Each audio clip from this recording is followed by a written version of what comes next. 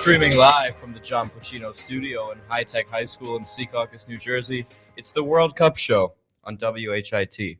Call in and join the conversation at 201-589-0321. I'm your announcer, Cayden, and now to your host, Cayden. Good morning. I'm your host, Cayden, and here with me today we have absolutely no one. No, the show wasn't very popular today, and we have Mr. DePiro behind the glass feeding me all my information for today.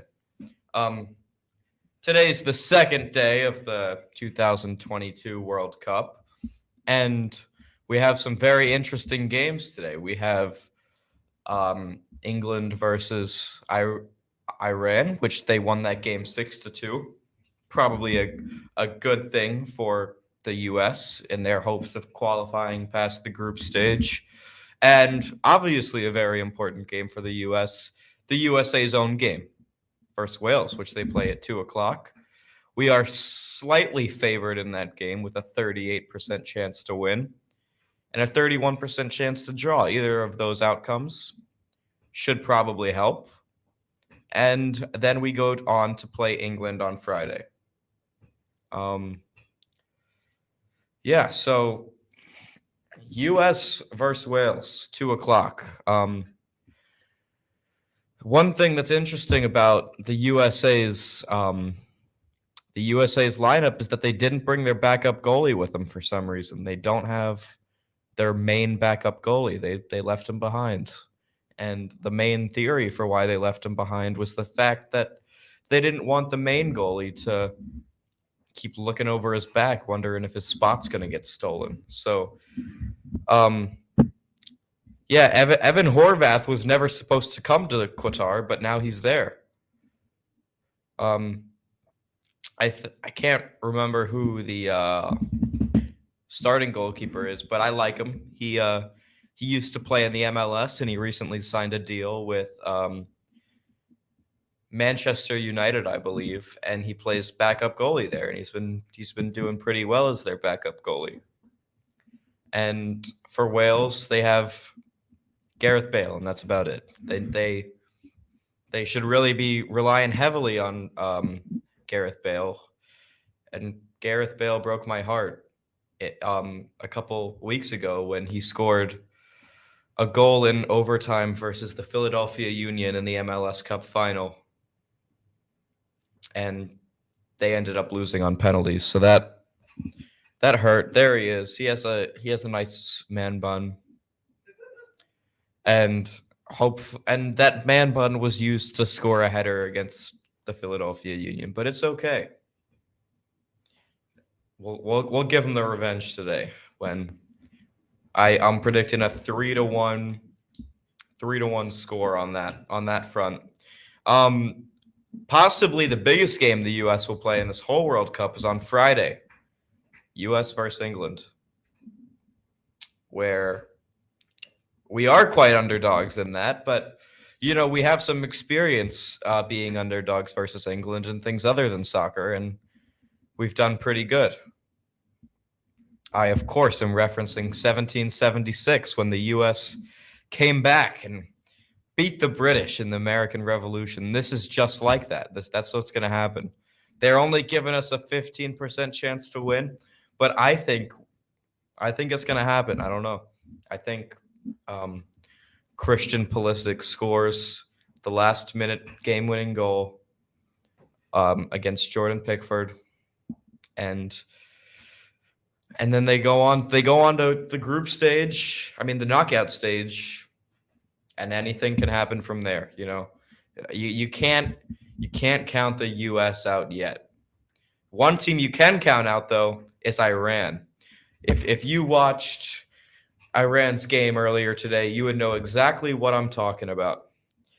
A 6-2 defeat in what probably should have been worse than that for Iran was horrific. They couldn't capitalize on many of their chances to score, which they had a lot. And look at that. That was a cause of one of the goals there. That wasn't very nice of the Iranian player to tackle him like that. But the 2 goals Iran scored, one was from a penalty in garbage time. Who cares?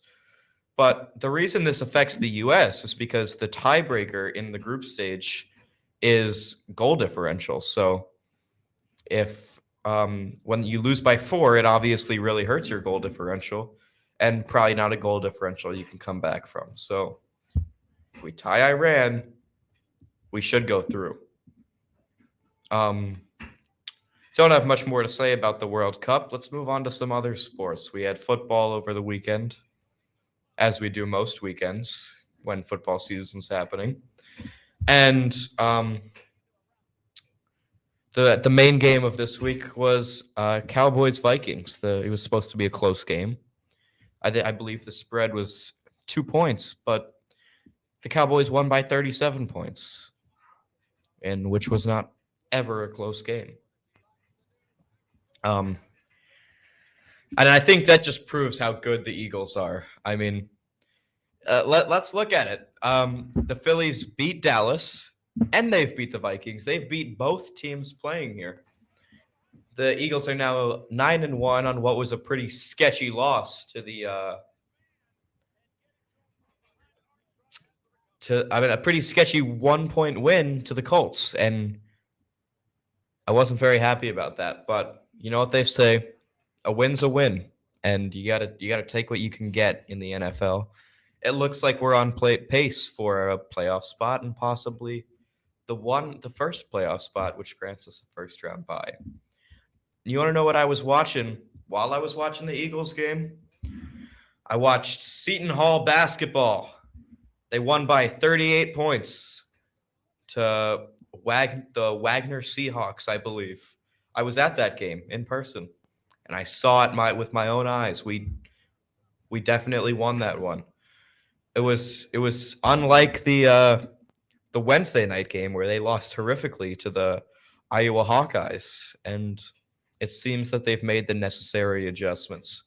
If you look at their upcoming schedule, we got Memphis on Thursday and a big game against Kansas, ranked number 6th in the country, on Thursday, December 1st, in a couple weeks.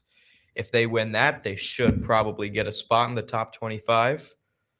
And Rutgers, that's a big game, the Hardwood Classic, as they call it. And Seton Hall's been doing pretty good in that one. Rutgers have definitely improved over the past couple of years, but they will never reach the elite level that Seton Hall plays at.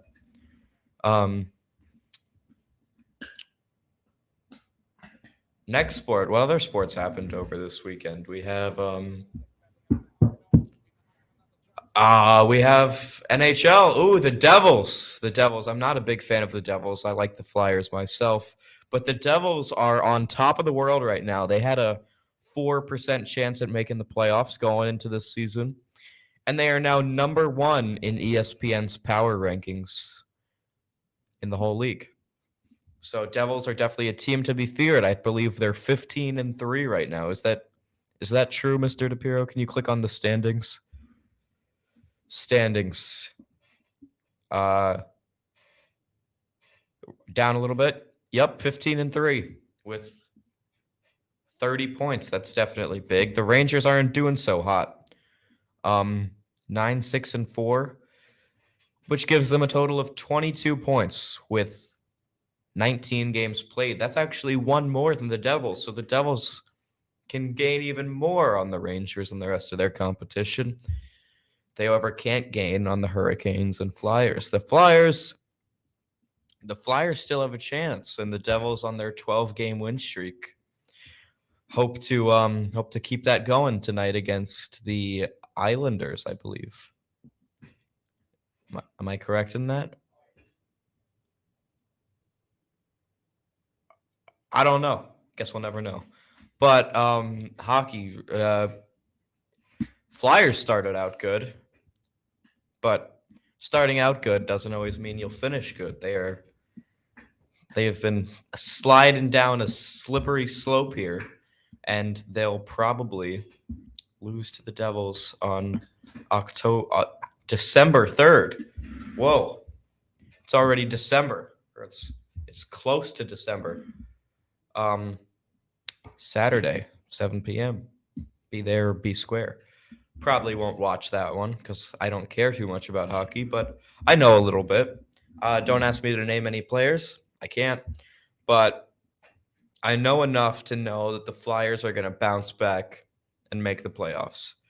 I also know, if we circle back around to the World Cup here, that I know who the winner is going to be. I've made my prediction, and my final prediction is soccer's coming home. Yep, it's coming home right to the U.S. We're going to have a big parade, and we're going to celebrate the U.S.'s first ever World Cup win with a what should we celebrate it with, Mr. DePiero? Apple pie, hot dogs. We'll have apple pie, yeah. hot dogs, and cheeseburgers to celebrate the U.S.'s World Cup. Man, is there anything better than that? The one thing, time zones are a sketchy topic. We have World Cup games starting as early as 5 a.m. this cycle around. One game that I'll be getting up at 5 a.m. for is Wales versus Iran on Friday. Well, I'll probably, since I am a U.S. fan, be rooting for either an Iran win or a tie. A Wales win would not be good there, but, either of those two options, I wouldn't mind. It's all right. If we look at the U.S.'s roster, we have 6 Premier League players on there, and one of them being their goalie, their other one being their star striker, Christian Pulisic. And the roster is very young. In fact, one of the youngest in the entire World Cup, I think, at an average age of 25.3 years old. So we'll see how that fares out. But one thing that does set them up for is success in 2026 when the World Cup comes home to the United States. And the roster will be older. Not many people will be gone. So they'll be the same team with 4 more years to work with each other and 4 more years of experience playing professional soccer. So that's that for the World Cup. I don't see how the U.S. could go wrong in any way. I think we beat Iran, we beat Wales, and maybe tie with England, getting us a solid 7 points in the group that would move us through. And now to the weather. We have weather. It's pretty common that we have weather.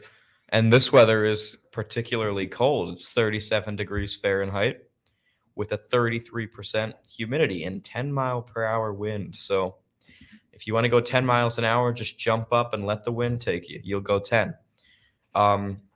Tuesday, it gets a little warmer, and it stays warmer throughout the rest of the week. Although Friday, Saturday, and Sunday, we got some rain. So we'll see how that works out.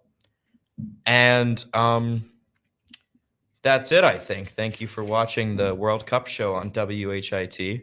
Tune in to WHIT for future podcasts and follow us on YouTube and Twitter. Have a great day.